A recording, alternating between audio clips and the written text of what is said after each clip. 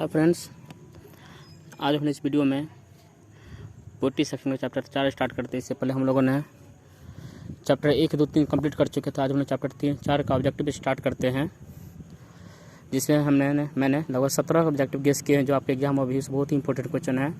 और इस चैप्टर से इससे ज़्यादा क्वेश्चन आपके एग्जाम में आ ही नहीं सकता। ठीक है दोस्तों, चैप्टर का नाम याद रखिएगा। चैप्टर का नाम है और टू आटम, जिसको लिखा है जॉन किट्स। ठीक है दोस्तों, याद रखिएगा। चैप्टर का नाम है जॉन और टू आटम, जिसको लिखा है जॉन किट्स। ठीक है दोस्तों, सो फर्स्ट क्वेश्चन आपका है, John Keats was a dot dot poet, यानी जॉन किट्स कवि थे।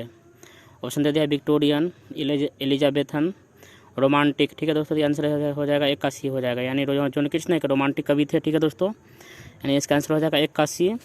John Keats was a dot dot poet, यानी John Keats was a romantic poet. ठीक है दोस्तों, एक आंसर सी लगी, याद रखिएगा। ठीक है दोस्तों, एंड क्वेश्चन सेकंड पूछ रहा है आपका, where was John Keats born. The where means कहाँ, जॉन किट्स का जन्म कहाँ हुआ था। ठीक है दोस्तों, याद रखिएगा। उनका जन्म ना मूनफील्ड इंग्लैंड लंदन में हुआ था। ठीक है दोस्तों, याद रखिएगा। मूनफील्ड लंदन यानी इंग्लैंड में हुआ था। इंग्लैंड देश है, लंदन शहर है, उसमें एक मूनफील्ड नामक छोटा सा गांव है। ठीक है दोस्तों, याद रखिएगा। जॉन किट्स का जन्म ना मूनफील्ड लंदन में हुआ था। नहीं, ये दो का आंसर सी हो जाएगा। ठीक है दोस्तों, क्वेश्चन नंबर 3 बोल रहा है, when was John Keats born. When माने कब, यानी जॉन किट्स का जन्म कब हुआ था। तो याद रखिएगा दोस्तों, उनका जन्म ना 31 अक्टूबर 1795, यानी 3 का आंसर सी हो जाएगा। ठीक है दोस्तों, याद रखिएगा। 3 का आंसर क्या हो जाएगा, सी हो जाएगा, यानी 31 अक्टूबर 1795 में उनका जन्म हुआ था। 3 का सी हो जाएगा। ठीक है दोस्तों, 4 नंबर क्वेश्चन पूछ रहा है आपसे, when did John Keats die. When did माने कब जॉन किट्स की मृत्यु हुई थी। डाई में से मरना होता है, मतलब कब वो मरे थे। तो जो मरे थे ना, उनका मृत्यु हुई थी 23 फरवरी 1821 में। ठीक है दोस्तों, 4 का ए आंसर हो जाएगा, यानी उनकी मृत्यु ना 23 फरवरी 1821 में हुई थी। ठीक है दोस्तों, याद रखिएगा। उनकी मृत्यु 23 फरवरी 1821 में हुई थी। ठीक है दोस्तों, एंड क्वेश्चन नंबर 5 आपसे पूछ रहा है, what else was the profession of John Keats. यानी 4 ऑप्शन दे दिया, बोले इसमें से कौन प्रोफेशन था ना जो जॉन किट्स का प्रोफेशन था, यानी जॉन किट्स क्या करते थे। तो ये ना याद रखिएगा दोस्तों, वो एक डॉक्टर थे। जॉन किट्स ने एक डॉक्टर थे, और डॉक्टर में वो भी डॉक्टर में बहुत सारे डिपार्टमेंट होते हैं। वो एक सर्जन थे, डॉक्टर का वो सर्जन थे, यानी सर्जन करते थे वो। ठीक है दोस्तों, यानी 5 का हो जाएगा डी आंसर हो जाएगा। ठीक है दोस्तों, याद रखिएगा, 5 का डी आंसर हो जाएगा। एंड 6 में बोल रहा है आपका, and gathering swallows Twitter in the sky, this line is taken from. ये लाइन दे दिया, कुछ पोएम का लाइन दे दिया है। बोले ये लाइन किस पोएम से लिया गया था। आपको बार बार बोलना है कि आपका कोई भी पोएम से ना कोई लाइन दे देगा, अब बोल देगा इस लाइन किस पोएम से लिया गया था। याद रखिएगा दोस्तों, ये जो लाइन है आपका, and gathering swallows Twitter in the sky, ये लाइन आपका ना और टू आटम चैप्टर से लिया गया। ठीक है दोस्तों, यानी 6 का आंसर सी हो जाएगा, और टू आटम से लिया गया। ठीक है दोस्तों, जिसके लेखक है जॉन किट्स। 7 नंबर क्वेश्चन पूछ रहा है आपका, विच season is called the season of मेलो फ्रूटफुलनेस। यानी कौन सा सीजन है ना जो जिसमें फलों में ना फ्रूटनेस, यानी इसका मतलब फलों में मिठासपन आता है। कौन सीजन में फलों में फल पकते हैं, मीठापन उसमें आता है। ठीक है दोस्तों, तो याद रखिएगा 7 का यानी सी हो जाएगा, यानी आटम ऋतु में, यानी आटम सीजन में ही फलों में फ्रूटफुलनेस आता है, यानी 7 का आंसर सी हो जाएगा, यानी आटम ऋतु को ही मेलो फ्रूटफुलनेस सीजन कहा जाता है। ठीक है दोस्तों, यानी 7 का आंसर सी हो जाएगा। ठीक है दोस्तों, 8वें क्वेश्चन पूछ रहा है आपका, autumn is conspiring with daughter to loan and bless the vine. यानी आटम किससे कंस्पायर मतलब होता है बात करना, बहस करना होता है। मतलब आटम किससे बहस करता है कि मतलब जो वाइन होती है, जो लत्ती है ना, जो भी अंगूर की लत्ती है, जो भी लत्ती है, उसको ना लोन कर दे, यानी फलों से भर दे, बीजों से भर दे, उसे मीठापन भर दे, यानी सब कुछ उसमें कर दे। किससे बात करता है आटम ऋतु। तो आटम ऋतु ना सन से, यानी सन से कंस्पायर करते, दोनों आपस में कंस्पायर करते हैं।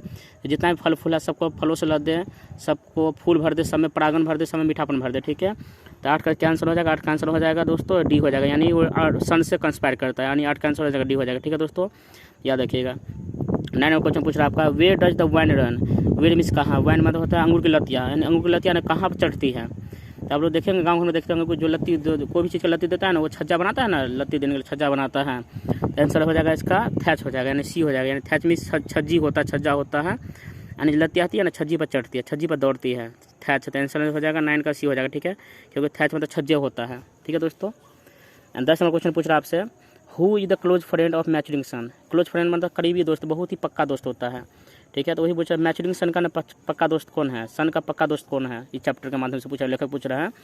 तो दोस्तों इस चैप्टर में ना है जो सन का जो पक्का दोस्त है ना, क्लोज फ्रेंड है ना, वो आटम है, यानी आटम को ना सन का क्लोज फ्रेंड कहा गया है, यानी 10 का आंसर क्या हो जाएगा, ए हो जाएगा। ठीक है दोस्तों, याद रखिएगा 10 का आंसर क्या हो जाएगा, ए हो जाएगा। ठीक है दोस्तों, 10 का आंसर हो जाएगा, यानी सन का ना क्लोज फ्रेंड आटम है। ठीक है दोस्तों, 11वां क्वेश्चन पूछ रहा है आपका, who think that warm days will never keys. यानी कौन सोचता है कि जो वार्म डेज है ना, यानी गर्मी का दिन है, कभी जाए, कभी नहीं गुजरे, कभी नहीं जाए, कभी नहीं बीते। ठीक है दोस्तों, तो देखिए ये जो बात है ना, सोचती है मधुमक्खियाँ सोचती है, यानी एक इसका जो आंसर है आपका ना 11 का हो जाएगा, बी आंसर हो जाएगा। ठीक है दोस्तों, यानी जो मधुमक्खियाँ लोग सोचते हैं कि गर्मी का दिन है कभी नहीं गुजरे, क्योंकि पता है आपको इस मौसम में क्या मधुमक्खियाँ को मिलती है, मधुमक्खियाँ को इस मौसम में फूलों से परागकण मिलती है, जिससे वो अपना मधु बनाते शहद बनाती है। ठीक है दोस्तों, और वो पूरे साल बैठ के खाती है छत्ते में जाकर के। ठीक है दोस्तों, यानी 11 का आंसर बी हो जाएगा कि मधुमक्खियाँ सोचती है कि वार्म डेज विल नेवर की, यानी गर्मी का दिन कभी नहीं गुजरे। ठीक है दोस्तों, उनके ज़िंदगी से। तो 11 का आंसर क्या हो जाएगा, बी हो जाएगा। ठीक है दोस्तों, एंड 12 में क्वेश्चन पूछ रहा है आपका, where has the crops been store. Crops में फसल होता है, यानी फसल को ना कहाँ स्टोर किया गया है, कहाँ स्टोर किया जाता है। ठीक है दोस्तों, तो याद रखिएगा जब भी कोई फसल काटते हैं ना किसान लोग, सबसे पहले खेत में जमा करते हैं ना, खेत को कहा जाता है ग्रैनरी फ्लोर। ठीक है दोस्तों, यानी कोई भी फसल होता है ना, सबसे पहले ग्रैनरी फ्लोर में स्टोर होता है। ठीक है दोस्तों, याद रखिएगा इसका जो आंसर है 12 का आंसर है, 12 का आंसर हो जाएगा ए हो जाएगा। ठीक है दोस्तों, याद रखिए 12 का आंसर क्या हो जाएगा, ए हो जाएगा। ठीक है दोस्तों, याद रखिएगा ये क्वेश्चन आपका बहुत इंपॉर्टेंट है, इससे आपके एग्जाम में बहुत सारा क्वेश्चन मिलता है आपके एग्जाम में। एंड 30 नंबर क्वेश्चन आपका, अगला क्वेश्चन है आपका, autumn is compare to a dot dot in the poem, यानी जो पोएम है आपका ना और टू आटम, इसमें ना आटम को किससे कंपेयर किया गया लेखक ने, जो राइटर है आपका जॉन किट्स है, उन्होंने आटम ऋतु को किससे कंपेयर किया। तो जो है लेखक है इसका ना जॉन किट्स, उन्होंने आटम को एक वुमेन यानी लेडी से कंपेयर किया। ठीक है दोस्तों, याद रखिएगा 13 का आंसर क्या हो जाएगा, 13 का सी हो जाएगा, यानी वो लेडी हो जाएगा, वुमेन से कंपेयर किया है, कंपेयर किया आटम को पोएम के लेखक ने। 14 में क्वेश्चन आपका है, what is atom doing on a half repeat food, मतलब what is atom doing, atom क्या कर रहे हैं। हाफ रिपीट फूड मतलब होता है आधा पका हुआ फसल जो होते हैं ना, आधे पके फसल में आटम क्या करते हैं।